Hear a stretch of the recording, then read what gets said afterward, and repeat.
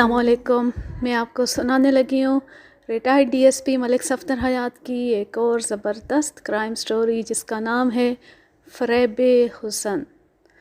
वो दोहरे कत्ल की एक लर्ज़ा खेज़ वारदात थी। इत्तला मिलती ही मैंने एक कांस्टेबल को साथ लिया और जाए वक़ुआ पर पहुँच गया। माही इख्तिताम पर था। उस वक्त शाम के 5 बज रहे थे। दोपहर अगरचा ढल चुकी थी लेकिन मौसम की शिद्दत के बायस यूं ही महसूस होता था सूरज सर पर ठहर गया हो। दोहरे कत्ल की वो वारदात चौधरी गनी के डेरे पर हुई थी। चौधरी गनी का ताल्लुक़ मौज़ा टिब्बी से था और मस्कूरा डेरा गांव के जनूब में ता हद्दे निगाह फैले हुए खेतों के दरमियान वाक़ था।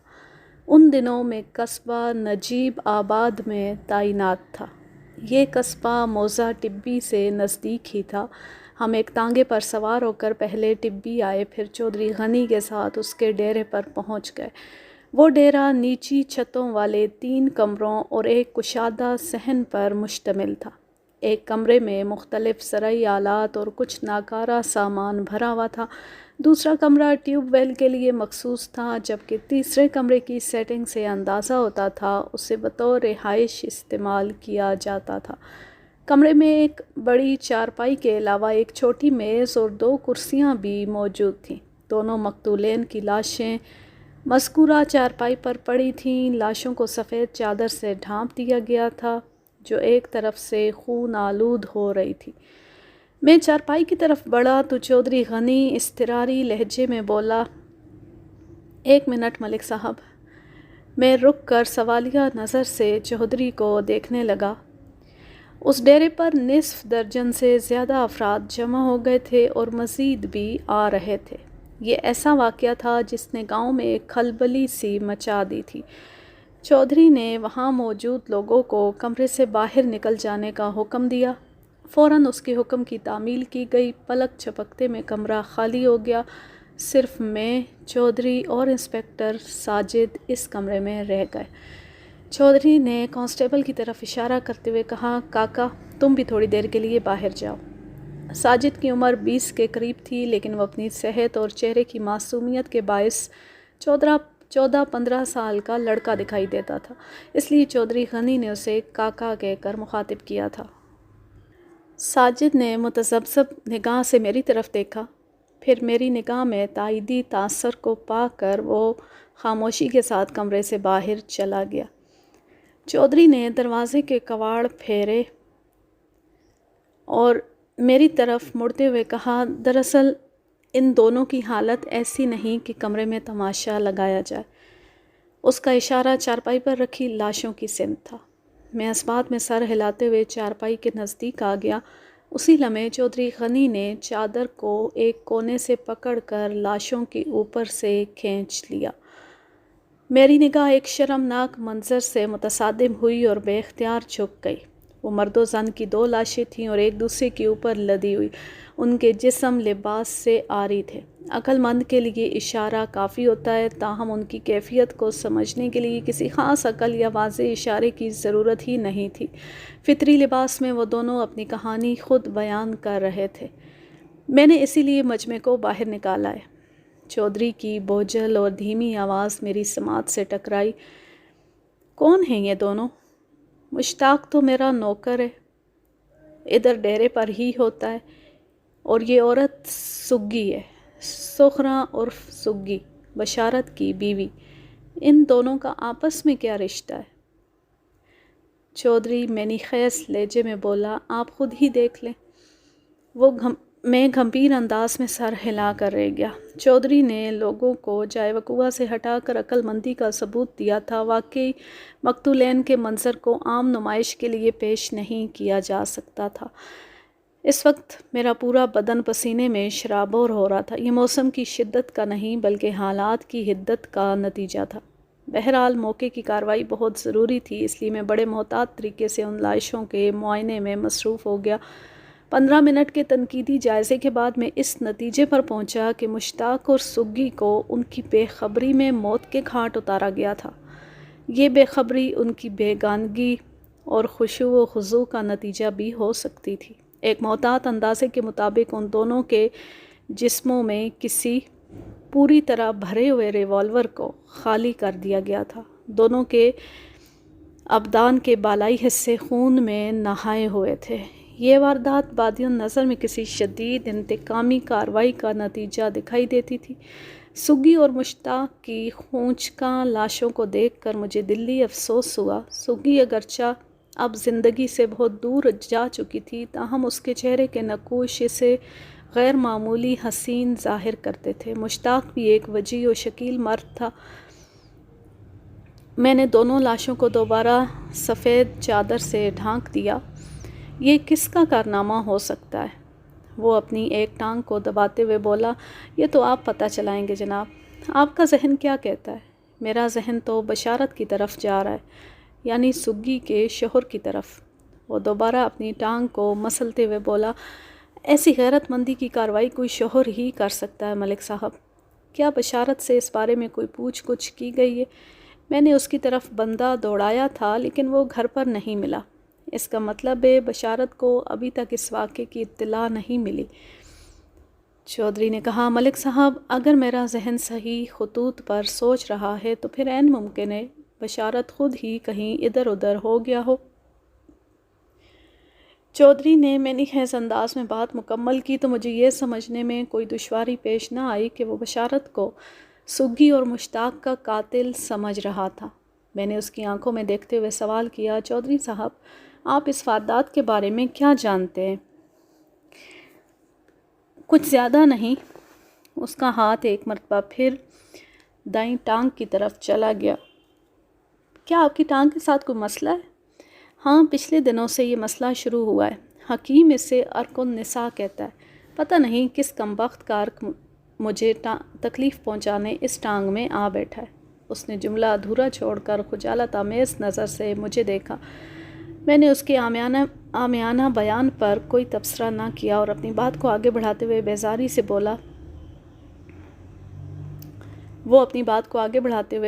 سے بولا۔ میں تو ادھر اپنی حویلی میں آرام کر رہا تھا۔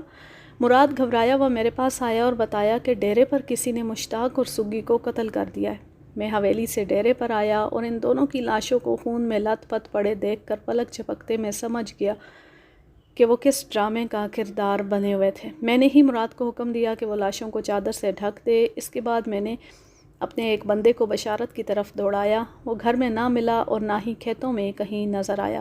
میرا بھیجا ہوا بندہ ناکام لوٹ آیا۔ پھر میں حویلی چلا گیا اور منظورے کو آپ کی طرف بھیج دیا تاکہ آپ موقع پر پہنچ کر قانونی کارروائی کر سکیں۔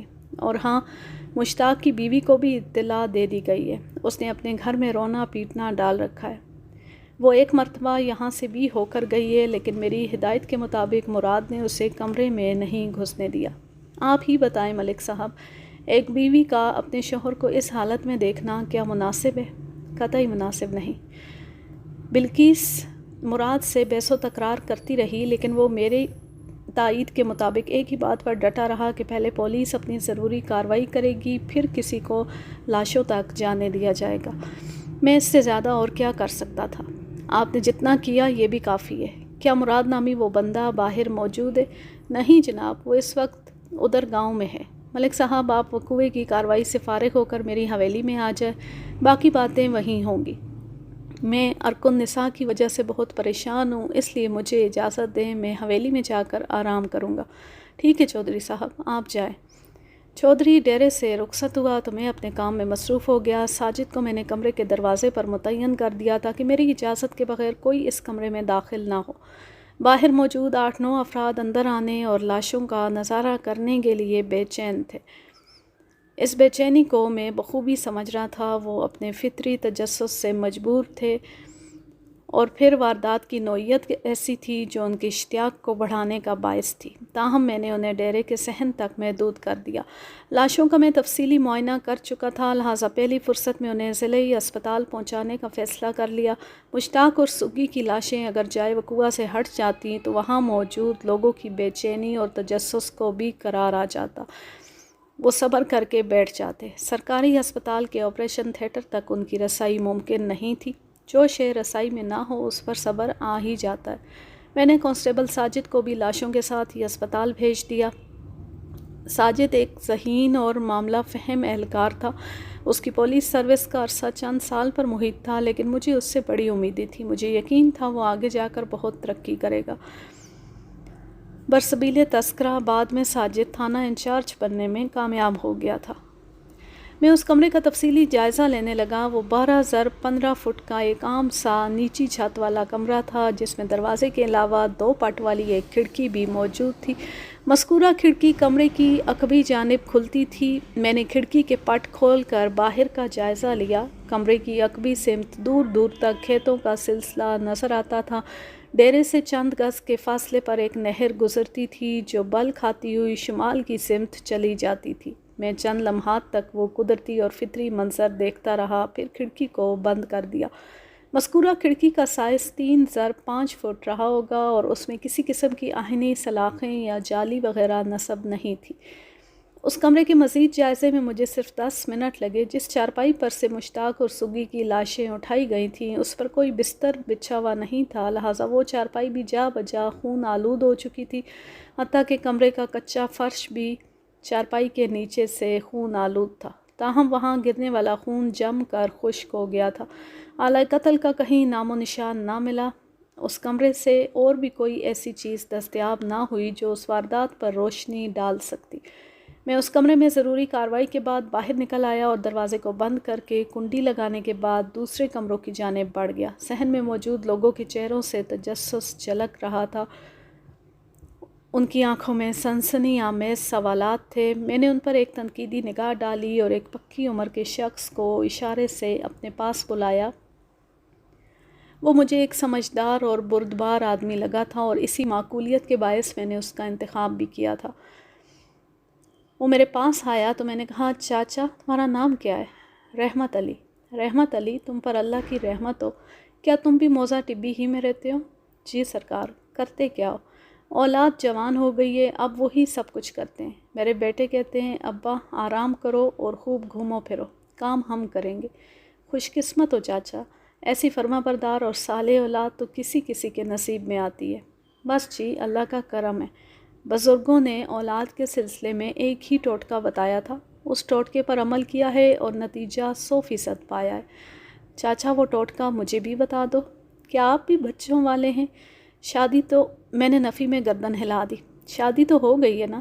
اس زمانے میں غیر شادی شدہ تھا۔ چنانچہ میں نے رحمت علی کے جواب میں ایک مرتبہ پھر نفی میں گردن ہلائی اور کہا، شادی نہیں ہوئی تو ہو بھی جائے گی اور شادی کے بعد ظاہر ہے بچے بھی ہوں گے، لہٰذا تم مجھے وہ مفید ٹوٹکا بتا ہی دو۔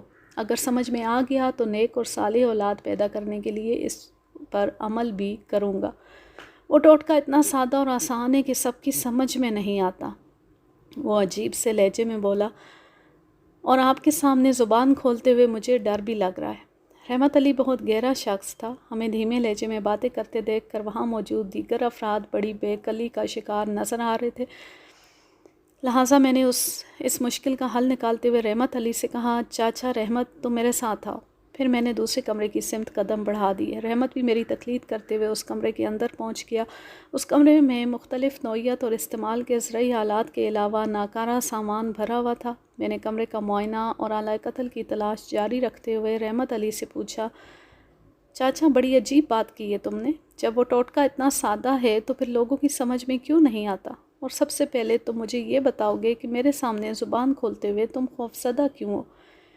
میرے دوستانہ رویے سے اس کی ہمت بندھی اور بولا، دراصل آپ پولیس والے ہیں نا؟ پولیس والا ہوں تو؟ میں نے سنا ہے پولیس والوں کی اوپر کی بہت آمدنی ہوتی ہے۔ اللہ کا شکر ہے، میرے ساتھ ایسا کوئی معاملہ نہیں۔ اس نے حیرت اور بے یقینی سے مجھے دیکھا۔ میں بالکل ٹھیک کہہ رہا ہوں چاچا، تو پھر مجھے نہیں ڈرنا چاہیے؟ ہاں ہاں بولو۔ میرے بزرگوں نے نصیحت کی تھی کہ بیوی اور بچوں کو ہمیشہ رزق حلال کھلانا۔ میں نے تو ساری زندگی اسی سادہ سے ٹوٹکے پر عمل کیا ہے اور اللہ کا شکر ہے بڑھاپا بڑے آرام و سکون سے گزرا ہے۔ تمہارا بڑھاپا اور تمہاری اولاد کی جوانی۔ رحمت علی نے ایک آفاقی حقیقت بیان کی تھی جس سے انکار کرنے والا معقولیت کے دائرے سے باہر کھڑا ہوگا۔ میں خود ذاتی طور پر اس حقیقت کے عملی تجربے سے گزرا ہوں اور اللہ تعالیٰ کا لاکھ لاکھ کرم ہے کہ اس وقت نانا اور دادا جیسے ٹائٹل سنبھالے بیٹھا ہوں، مگر مجال ہے مجھے اولاد کی طرف سے اور ان کی اولاد کی طرف سے کسی پریشانی کا سامنا ہو، اس بات میں کسی شک و شبے کی گنجائش نہیں کہ حصول رزق حلال عین عبادت ہے۔ میری تلاش دوسرے سے تیسرے کمرے میں پہنچی، مگر وہاں بھی مجھے کوئی کامیابی نہ مل سکی۔ مذکورہ کمرے میں ٹیوب ویل کے انجن، تیل والے ڈرم اور انجن کے مختلف پرزاجات کے علاوہ کچھ بھی نہیں تھا۔ ہم پوری تیاری کے بعد تھانے سے روانہ ہوئے تھے۔ میرے دستی تھیلے میں ہتھ کڑی اور دیگر ضروری اشیاء کے علاوہ ایک سرکاری تالا بھی موجود تھا۔ میں نے اس کمرے پر سرکاری تالا ڈال دیا جہاں سے مقتولین مشتاق اور سگی کی لاشیں ملی تھیں۔ سرکاری مہر کے بعد کوئی اس دروازے کو کھولنے کی جسارت نہیں کر سکتا تھا۔ اس کام سے فارغ ہونے کے بعد میں نے موقع پر موجود افراد سے پوچھ گچھ کی، لیکن کام کی کوئی بات سامنے نہ آ سکی۔ رحمت علی کو میں نے آخر کے لیے رکھا تھا۔ ڈیرے پر ضروری کارروائی مکمل کرنے کے بعد میں رحمت علی کے ساتھ موزہ ٹبی کی طرف چل پڑا۔ وہ ڈیرہ گاؤں سے بمشکل 10 منٹ کے پیدل فاصلے پر تھا۔ ڈیرے سے گاؤں کی طرف جاتے ہوئے میں نے رحمت علی سے درجن بھر اہم سوال کیے جن کے اس نے تسلی بخش جواب دیے۔ اس سے میری معلومات میں گراں قدر اضافہ ہوا۔ میں آگے چل کر یہ انکشاف مناسب مواقع پر کرتا جاؤں گا۔ آپ اسے کہانی نویسی کا تقاضا سمجھ لیں۔ چودھری غنی نے مجھ سے کہا تھا کہ جائے واردات سے فارغ ہونے کے بعد میں سیدھا حویلی میں آؤں، لیکن میں نے پہلے بشارت کی خبر گیری ضروری سمجھی۔ چودھری ہی کی زبانی مجھے معلوم ہو چکا تھا کہ بشارت گھر میں موجود تھا اور نہ ہی کھیتوں میں کہیں دکھائی دیا تھا۔ بہرحال پوچھتے پوچھتے میں بشارت کے گھر تک پہنچ گیا۔ بشارت کا گھر لگ بھگ گاؤں کے وسط میں واقع تھا اور اس کے دروازے پر پہنچتے ہی مجھے اندازہ ہو گیا کہ اندر بہت سے لوگ موجود ہیں۔ میں نے متعدد افراد کے آپس میں تیز تیز باتیں کرنے کی آوازیں سنی۔ میری دستک کے جواب میں درمیانے قد کے ایک شخص نے دروازہ کھولا اور مجھ پر نگاہ پڑتے ہی وہ گھبرا گیا۔ اس کے رد عمل نے مجھے چونکنے پر مجبور کر دیا۔ کیا بشارت تمہارا ہی نام ہے؟ میں یہی سمجھا تھا کہ بشارت گھر آ گیا ہے۔ مجھے دیکھ کر اس کے چہرے پر نمودار ہونے والی گھبراہٹ اسی جانب اشارہ کرتی تھی۔ اس شخص نے کہا، میں فرمان ہوں جی، بشارت کا سانڈو۔ بشارت کو باہر بھیجو۔ کیا وہ گھر میں ہے؟ بشارت کے ہمزلف نے کہا، وہ ابھی گھر نہیں پہنچا، ہم بھی اسی کا انتظار کر رہے ہیں۔ وہ ادھر کھیتوں میں بھی نہیں، کہاں چلا گیا ہے؟ ہمیں کچھ خبر نہیں اس کی۔ آپ اندر آ جائیں جناب، تھوڑی دیر آپ اور یہاں کھڑے رہے تو گلی میں میلہ لگ جائے گا۔ تمہارے ساڈو نے ایسا کیا کارنامہ انجام دیا ہے؟ اس نے کہا، مجھے یقین نہیں آ رہا کہ بشارت ایسی حرکت بھی کر سکتا ہے۔ تھوڑی دیر بعد میں بشارت کی بیٹھک میں ایک کرسی پر بیٹھا تھا۔ میرے علاوہ فرمان اور اس کی بیوی کبرا بھی وہاں موجود تھے۔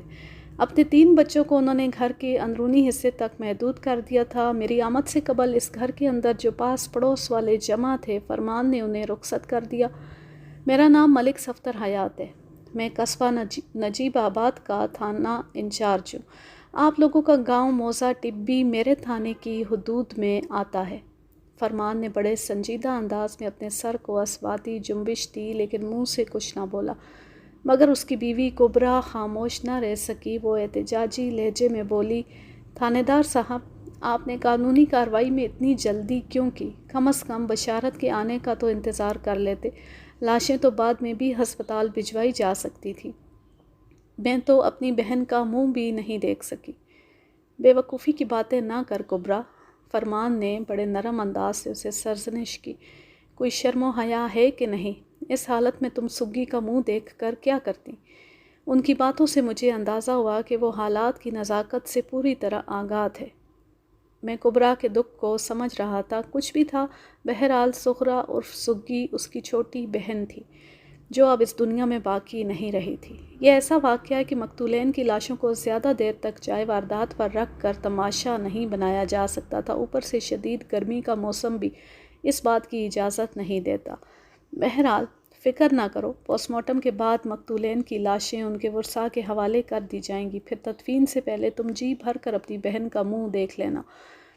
تھانے دار صاحب، ہم ادھر چودھریوں کے ڈیرے پر بھی گئے تھے، لیکن اس نامراد مراد نے ہمیں کمرے کے اندر نہیں جانے دیا۔ خدا کا غضب ہے، میری چھوٹی بہن قتل ہو گئی اور مجھے اس کی لاش تک جانے سے روکا جا رہا ہے۔ تمہارا دماغ خراب ہو گیا ہے کبرا، فرمان نے سخت لہجے میں کہا۔ حالات کو سمجھنے کی کوشش کرو، تم اس وقت بہت جذباتی ہو رہی ہو۔ سگی نے تو ہماری ناک کٹوا دی ہے، شور شرابہ مچا کر تم باقی کی کسر پوری کرنا چاہتی ہو۔ فرمان کا آخری جملہ تلخی سے بھرا ہوا تھا۔ وہ اپنی باتوں سے مجھے ایک معقول اور سمجھدار آدمی لگا۔ حالات کی نزاکت کو اس نے بڑی گہرائی سے محسوس کر لیا تھا۔ میں نے کبرا سے کہا، بی بی میں کوئی تم لوگوں کا دشمن نہیں ہوں۔ مراد کو چودھری غنی ہی نے وہاں متعین کیا تھا۔ مقتول مشتاق کی بیوی بلقیس بھی اپنے شوہر کا منہ دیکھنے وہاں پہنچی تھی، لیکن آپ لوگوں کی طرح مراد نے بلقیس کو بھی کمرے کے اندر قدم نہیں رکھنے دیا۔ تمہارا شوہر عقل مند ہے، یہ بالکل ٹھیک کہہ رہا ہے۔ تم جذبات میں بہنے کے بجائے حالات کو سمجھنے کی کوشش کرو۔ یہ جو کچھ بھی ہوا ہے اس میں سب سے زیادہ بدنامی آپ ہی لوگوں کی ہے۔ پتہ نہیں میری بات اس کی عقل میں بیٹھی کہ نہیں، بہرحال وہ خاموش ہو گئی۔ فرمان نے کہا، ملک صاحب، آپ کی باتوں سے میں نے محسوس کیا ہے کہ آپ اس دوہرے قتل کے سلسلے میں بشارت پر شک کر رہے ہیں۔ کیا میں بشارت پر شک کرنے میں حق بجانب نہیں ہوں؟ وہ خجالت آمیز انداز میں بولا، میرا مطلب ہے بشارت اتنا بہادر نہیں ہے۔ میں نے واضح طور پر محسوس کیا کہ وہ بہادر کے بجائے لفظ غیرت مند استعمال کرنا چاہتا تھا، لیکن کبرا کی موجودگی کے سبب اس نے جملے میں رد و بدل کر دیا تھا۔ سگی کے لاؤبالی کردار کے بارے میں رحمت علی نے بھی مجھے بہت کچھ بتایا تھا، اور اب فرمان کے رویے سے بھی میں نے محسوس کیا کہ اپنی سالی کی حرکتوں سے خوش نظر نہیں آتا تھا۔ فرمان، بیوی کا معاملہ ایسا ہوتا ہے کہ بزدل سے بزدل انسان بھی غیرت کے جوش میں ٹارزن بن جاتا ہے۔ اگر بشارت اس دورے قتل کی واردات میں ملوث نہیں تو پھر وہ کہاں غائب ہے؟ یہ بات تو میری سمجھ میں بھی نہیں آ رہی۔ میں نے خود بھی کھیتوں میں جا کر اسے دیکھا ہے، وہ مجھے اپنی زمین پر دکھائی دیا اور نہ ہی اس کی بیل گاڑی کہیں نظر آئی۔ بشارت کی زمین کس طرف ہے؟ ادھر مغرب کی طرف، کوئی 15 منٹ کے پیدل فاصلے پر بشارت کی 5 ایکڑ اراضی ہے۔ وہ آج بیل گاڑی کو بھی ساتھ لے گیا تھا، کہہ رہا تھا واپسی پر اپنے اور میرے جانوروں کے لیے سبز چارہ لے آئے گا، مگر ابھی تک وہ لوٹ کر نہیں آیا۔ اس کے بعد وہ اپنے اور بشارت کے پالتو جانوروں کی تفصیل بتانے لگا۔ ہم بھی بشارت کے انتظار میں اپنا گھر چھوڑ کر ادھر بیٹھے ہیں۔ چھوٹے بچے کا مسئلہ پیدا ہو گیا ہے۔ کون چھوٹا بچہ؟ سگی کا ایک ہی تو بچہ ہے، نوید۔ میں اسی معصوم کی بات کر رہی ہوں۔ اب نوید کو کس کے آسرے پر چھوڑ کر اپنے گھر جائے؟ فرمان کہتا ہے نوید کو اپنے ساتھ لے چلو، وہ دن میں بھی تو ادھر ہی رہا ہے، لیکن میں بشارت کا انتظار کرنا چاہتی ہوں۔ کبرا کی باتیں انکشاف انگیز تھیں۔ میں نے بشارت کے بیٹے نوید کے سلسلے میں کریت کر سوال کیے تو مزید حقائق سامنے آئے۔ کبرا نے کہا، آج دوپہر کو جب سگی بشارت کے لیے کھانا لے کر کھیتوں کی طرف جانے لگی تو اس نے نوید کو اس کے گھر چھوڑ دیا تھا۔ نوید کی عمر کم و بیش 5 سال تھی اور وہ اپنی خالہ کے گھر میں خوشی خوشی رہ جاتا تھا۔ کبرا کا گھر اسی گلی میں 2 گھر چھوڑ کر واقع تھا۔ کبرا کے 3 بچے تھے جن کی عمریں 10، 8 اور 5 سال تھیں۔ اسماعیل اور ارسلان بڑے تھے جبکہ رابعہ نوید کی ہم عمر تھی۔ نوید اسی کے ساتھ زیادہ گھل مل کر کھیلتا تھا۔ سگی کتنے بجے نوید کو تمہارے پاس چھوڑ کر گئی تھی؟ میرا خیال ہے اس وقت 12:30 بجے تھے۔ اس نے جاتے وقت کوئی خاص بات کی تھی؟ نہیں۔ کیا وہ روزانہ اسی وقت بشارت کا کھانا لے کر کھیتوں میں جاتی تھی؟ ہاں جی، لگ بھگ اسی وقت وہ بشارت کو کھانا دینے جاتی تھی، اور ادھر جاتے ہوئے وہ نوید کو ہمارے گھر ہی میں چھوڑتی تھی۔ کیا بات ہے کبرا، تم مجھے الجھی ہوئی نظر آ رہی ہو، کوئی پریشانی ہے تو بتاؤ۔ وہ جی، میں ایک بات بتانا بھول گئی، پتہ نہیں اس کی کوئی اہمیت بھی ہے یا نہیں۔ اہم اور غیر اہم کا فیصلہ میں خود کر لوں گا، تم بتاؤ بات کیا ہے؟ سگی نے کھیتوں کی طرف جاتے ہوئے مجھے بتایا تھا کہ آج اسے واپسی میں دیر ہو جائے گی۔ مجھے کیا پتا تھا کہ سگی کو اتنی دیر ہو جائے گی کہ وہ پھر کبھی واپس نہیں لوٹ سکے گی۔ بات ختم کرتی وہ دوپٹے کے پلو سے اپنے آنسو پونچھنے لگی۔ کبرا بی بی، سگی نے اپنے دیر سے واپس آنے کی کوئی وجہ بھی تو تمہیں بتائی ہوگی؟ جی، اس نے کہا تھا بشارت کو کھانا کھلانے کے بعد وہ چودھریوں کی حویلی جائے گی۔ وہ چودھریوں کی حویلی کیوں جانا چاہتی تھی؟ چودھری غنی نے اسے کسی کام سے بلایا تھا۔ کس کام سے؟ یہ تو اس نے مجھے نہیں بتایا، اور سچی بات تو یہ ہے کہ میں نے زیادہ پوچھا بھی نہیں۔ چودھری غنی صاحب تو اس پنڈ کے مالک و مختار ہیں، وہ کسی کو بھی اپنی حویلی میں طلب کر سکتے ہیں۔ اگرچہ کبریٰ نے چودھری غنی کے بلاوے کے بارے میں مجھے بہت سادگی سے بتایا تھا، لیکن میرے ذہن میں ایک عجیب سا ٹھٹکا آ بیٹھا تھا۔ میں یہ سوچنے پر مجبور ہو رہا تھا کہ کہیں نہ کہیں کوئی گڑبڑ ضرور ہے۔ تھوڑی دیر پہلے جائے وقوعہ پر چودھری غنی سے میری بات ہو چکی تھی اور میں نے اس سے سگی اور مشتاق کے بارے میں کئی سوالات کیے تھے۔ اگر چودھری غنی نے آج دوپہر میں سگی کو اپنی حویلی میں بلایا تھا تو وہ اس کا تذکرہ ضرور کرتا، اور اگر چودھری نے دانستہ اس پہلو کی پردہ پوشی کی تھی تو پھر میرے اندیشوں کی دیوار کی قامت میں اضافہ ممکن تھا۔ یہاں سے فارغ ہونے کے بعد مجھے چودھری کی حویلی کی طرف ہی جانا تھا۔ چودھری سے گفتگو کا مواد حاصل کرنے کے لیے میں پوری طرح کبریٰ کی جانب متوجہ ہو گیا۔ سگی تک یہ اطلاع کس نے پہنچائی کہ چودھری غنی نے اسے حویلی پر بلایا ہے؟ ماسی مختاراں آئی تھی سگی کو بلانے۔ یہ ماسی مختاراں کون ہے اور کہاں رہتی ہے؟ ماسی مختاراں چودھری غنی کی نوکرانی ہے، وہ ادھر حویلی ہی میں رہتی ہے۔ میں نے ماسی مختاراں کے نام پر دائرہ لگا کر اسے اپنے ذہن میں محفوظ کر لیا۔ اس سے پہلے 3 اور نام بھی دائروں میں بند میرے ذہن میں محفوظ ہو چکے تھے، اور وہ نام تھے چودھری غنی، بشارت اور مراد۔ میرے خیال میں ان 4 افراد سے پوچھ گچھ کافی نتیجہ خیز ثابت ہو سکتی تھی۔ مزید چند سوالات سے میں نے کبریٰ اور اس کے شوہر کو فارغ کر دیا۔ میں نے ان دونوں سے مشتاق کے بارے میں بھی گھما پھرا کر کئی سوالات کیے۔ انہوں نے جواب میں کھلا مکھلا اس کی مخالفت نہیں کی۔ بشارت کے گھر سے نکلنے کے بعد میں نے آس پڑوس کے 3-4 افراد سے بھی مختصر گفتگو کی۔ اس دور قتل کے ذمہ دار پر کوئی روشنی نہیں ڈال سکا، تاہم ڈھکے چھپے الفاظ میں انہوں نے سگی کی غیر نصابی سرگرمیوں کا جو نقشہ کھینچا وہ رحمت علی سے حاصل ہونے والی معلومات کی تائید کرتا تھا۔ سگی تسلی بخش کردار کی مالکن نہیں تھی۔ میں چودھری غنی کی حویلی کی طرف جانے لگا تو کبریٰ کا شوہر فرمان بھی میرے ساتھ ہو لیا۔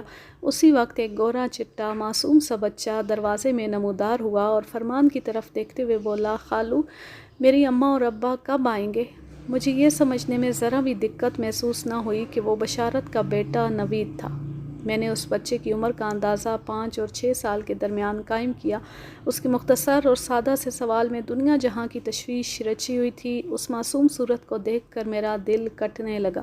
اسے اپنی ماں اور باپ کے بارے میں بڑی چاہت سے استفسار کیا تھا۔ اس کے ننھے ذہن اور دل کو کیا معلوم کہ اس کی ماں اب کبھی واپس نہیں آئے گی، اور باپ اگر اس واردات میں ملوث ہے تو پتہ نہیں کتنے شب و روز جیل کی سنگلاخ اور بے رحم دیواروں کے پیچھے گزارے گا۔ ماں باپ کے افعال و اعمال میں ننھے نوید کا کوئی حصہ نہیں تھا، مگر وہ ان کے نتائج سے محفوظ نہیں رہ سکتا تھا۔ اس نوعیت کے معاملات میں قدرت کی مصلحتوں کو سمجھنا بہت دشوار ہو جاتا ہے۔ اگر ایمان میں کوئی کجی یا کمزوری موجود ہو تو ایسے مواقع پر انسان کو گمراہ ہوتے ہوئے ایک لمحہ نہیں لگتا۔ میں بے اختیار آگے بڑھا اور نوید کے سر پر ہاتھ پھیرتے ہوئے کہا، بیٹا، ہم تمہارے ابا اور اماں کو ڈھونڈنے جا رہے ہیں، تم اندر جا کر اپنی خالہ کے بچوں کے ساتھ کھیلو۔